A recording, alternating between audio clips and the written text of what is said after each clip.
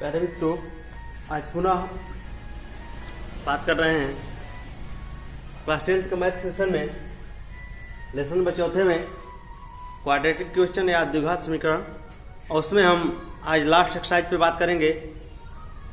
और last exercise आपको 4.4 है, उसी पे बात करेंगे। और उससे संबंधित जो भी थ्योरी है, जो भी है, इस क्वेश्चन को सॉल्व करने के लिए जो भी चीज़ें जाननी है आपको, वो हम आपको बता देते हैं, उसके बाद से सॉल्व करते हैं। ठीक, चलिए क्वेश्चन पहला टॉपिक है इसमें 4.4 में नेचर ऑफ रूट, मूलों की प्रकृति। मूलों की प्रकृति का मतलब होगा कि हम जानते हैं जब द्विघात समीकरण का प्रयोग करते हैं क्या, minus B plus minus under root B square minus 4ac upon 2a, जब इसका प्रयोग करते हैं तो इस रूट में या तो नंबर प्लस कोई प्राप्त होता है या माइनस का नंबर कोई प्राप्त होता है या रूट से बाहर निकल जाता है। आपको मैं बता दूं तो तीन स्थिति निकल सकती है, या तो इसमें प्लस का कोई नंबर मिल जाए, या तो माइनस का नंबर कोई मिल जाए, या तो जीरो मिल जाए। अगर बी स्क्वायर माइनस 4ac का मान अगर माइनस में आ जाए तो हम कहेंगे कि जो भी मान प्राप्त होंगे या जो भी उसके मूल प्राप्त होंगे या x का जो भी मान प्राप्त होंगे वह काल्पनिक होंगे। जो B square minus 4ac zero से क्या हो, छोटा हो, इसका मतलब माइनस में ही होगा, तो उसका मान काल्पनिक होगा। अगर बी स्क्वायर माइनस 4ac का मान जीरो के बराबर होगा तो हम कहेंगे कि जो मान प्राप्त होंगे वो वास्तविक होंगे, और सभी जो भी मान x के होंगे वो बराबर होंगे। उसके बाद से बी स्क्वायर माइनस 4ac अगर जीरो से बड़ा होगा तो जो मान प्राप्त होंगे वह वास्तविक होंगे, और असमान अलग अलग होंगे। अलग अलग होंगे मतलब अलग अलग हो सकते हैं।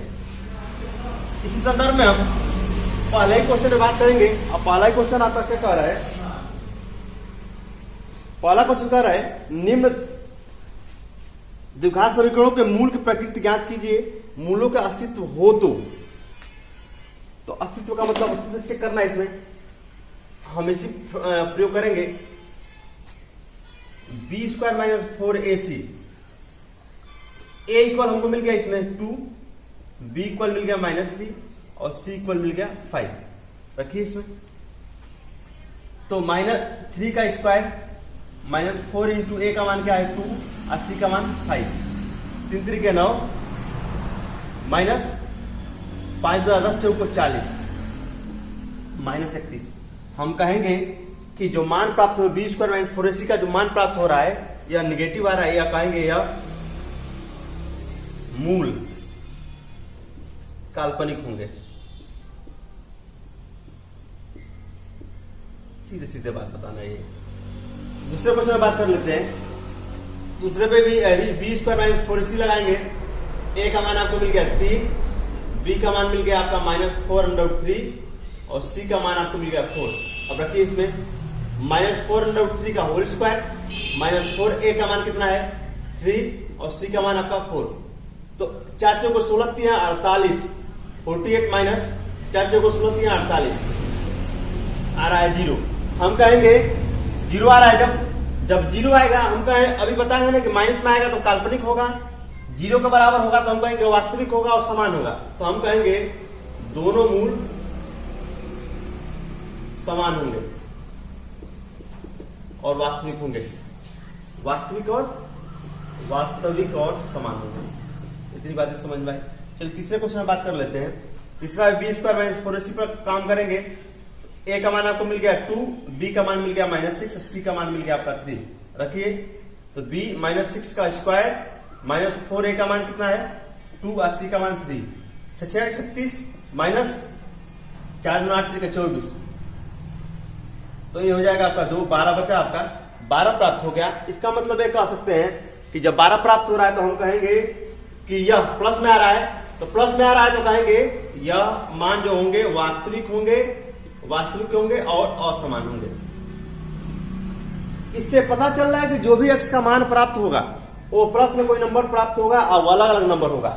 इसमें जो भी x का मान होगा निगेटिव में प्राप्त होगा, जो भी x का मान होगा जो भी मान प्राप्त होगा वो बराबर होगा। तो पहले क्वेश्चन को हमने बनाने का प्रयास किया। दूसरा क्वेश्चन बता देते हैं। दूसरा क्वेश्चन कह रहा है कि निम्न प्रत्येक द्विघात समीकरण में से k का मान ज्ञात कीजिए मूल बराबर। देखिए क्वेश्चन दो क्वेश्चन दिया हुआ है, इसमें दो क्वेश्चन और दोनों क्वेश्चन को हम सॉल्व करके दिखाते हैं आपको।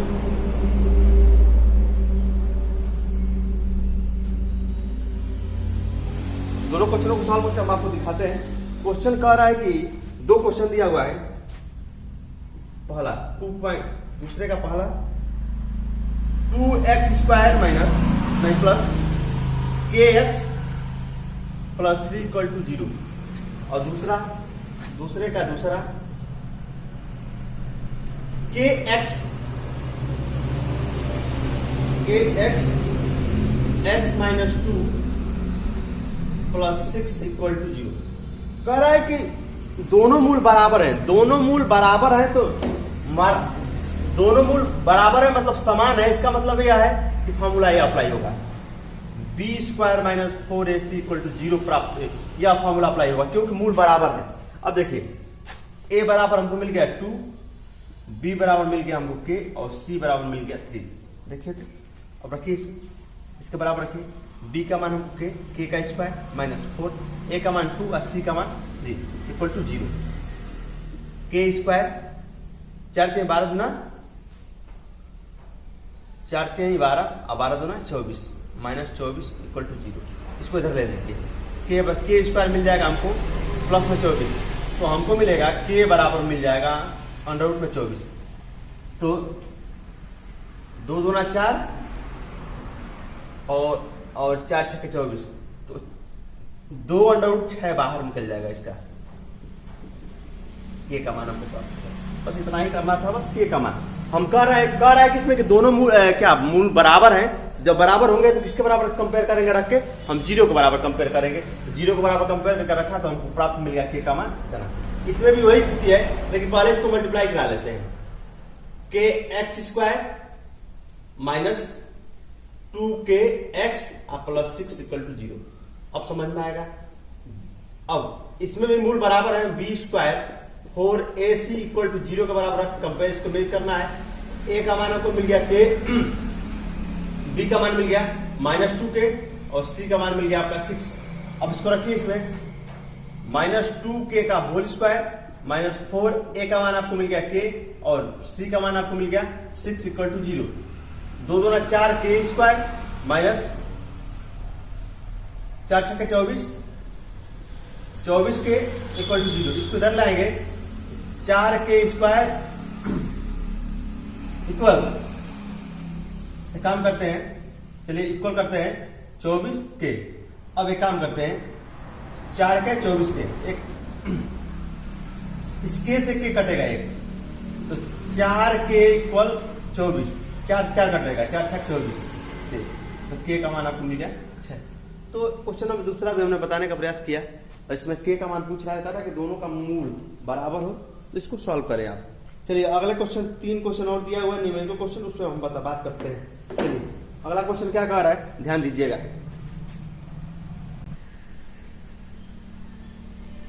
क्वेश्चन नंबर तीसरे बात करते हैं। क्वेश्चन नंबर तीसरा कह रहा है कि क्या एक ऐसा आम का बगिया बनाना संभव है जिसकी लंबाई चौड़ाई से दोगुनी हो और उसका क्षेत्रफल 800 मीटर स्क्वायर हो? यदि है तो उसकी लंबाई और चौड़ाई ज्ञात कीजिए। तो हमने क्या किया, माना बगिए की चौड़ाई x और लंबाई 2x है। जो कह रहा है कि ऐसा बनाए l इंटू बी करे तो इतना मीटर स्क्वायर आए। हमने क्या किया, रखा l इंटू बी इक्वल इतना रखा, तो 2x², अब x² इक्वल हो जाएगा 2 से भाग करेंगे तो हो जाएगा 2 चौको 8, 400, और x बराबर हो जाएगा अंडर रूट में 400, x बराबर हो जाएगा 20, रूट से बाहर निकालेंगे 20 मीटर हो जाएगा। अब लंबाई हो जाएगा, चौड़ाई आपका हो जाएगा 20 मीटर, और लंबाई हो जाएगा आपका 20 दूना 2x है ना, तो हो जाएगा 40 मीटर। संभव है, तो चौड़ाई इसका 20 मीटर, लंबाई इसका 40 मीटर। चलिए अगला क्वेश्चन चौथा कर रहा है कि क्या निम्न स्थिति संभव है। संभव पूछ रहा है कि है या नहीं है। यदि है तो उसकी वर्तमान आयु ज्ञात कीजिए। 2 मित्रों की आयु का योग 20 वर्ष है, दो मित्रों का आयु का योग 20 वर्ष है, 4 वर्ष पूर्व उनकी आयु का गुणनफल 48 था। देखिए, माना पहले मित्र की आयु x, तो दूसरे मित्र की आयु, जब दोनों का 20 वर्ष है, दोनों का योग, उसमें से पहले वाले को घटा देंगे 20 में से, तो दूसरे का आ जाएगा 4 वर्ष पूर्व। तो 4 वर्ष पूर्व मतलब 4 वर्ष दोनों में से घटा दे, इसमें से भी 4 वर्ष घटा दे, उसमें से भी 4 वर्ष घटा दे, तो हमको प्राप्त हो गया इतना। अब क्या कह रहा है कि दोनों का गुणनफल 48 है। गुणनफल का मतलब दोनों को गुणा करने पर 48 के बराबर आ रहा है। इसको और इसको गुणा किया तो 48 के बराबर आ रहा है। इसका इसमें गुणा किया, फिर इसका इसमें गुणा किया, इसका इसमें, फिर इसका इसमें, फिर इसका इसमें, तो हमको ये प्राप्त हुआ। सॉल्व करने पर हमको प्राप्त हो रहा है x² minus 20x plus 112 equal to 0। अब हमने क्या किया, इसका गुणनखंड करने पर, चेक करने पर गुणनखंड नहीं हो पा रहा है, तो हमने क्या किया, मूलों की प्रकृति चेक किया कि इसका मूल संभव है कि नहीं है, वास्तविक है कि नहीं। चेक किया कि जो मान प्राप्त हो रहा है 20 पर माइनस 4 इसी पर माइनस 48 आ रहा है, हम कह सकते हैं कि यह संभव नहीं है। बस इतना ही करना है, क्योंकि मान इसका प्राप्त नहीं हो रहा है। अगला क्वेश्चन कह रहा है 5वां, क्या परिमाप 80 मीटर तथा क्षेत्रफल 400 मीटर के एक पार्क को बनाना संभव है? यदि तो उसकी लंबाई चौड़ाई ज्ञात कीजिए। देखिए, जो कह रहा है क्वेश्चन वैसे, माना पार्क की लंबाई x है और चौड़ाई y हमने माना, तो परिमाप क्या है, परिमाप 80 मीटर दिया हुआ है, तो परिमाप क्या 2l प्लस b होता है 80 के बराबर। दूसरा भाग किया, हमको x प्लस y बराबर मिल गया हमको 40। हमने y को इधर भेजा, y को इधर भेजा नहीं, x को इधर भेजा, तो y बराबर हमको मिल गया 40 माइनस x। हम जानते हैं कि क्षेत्रफल होता है l इंटू बी।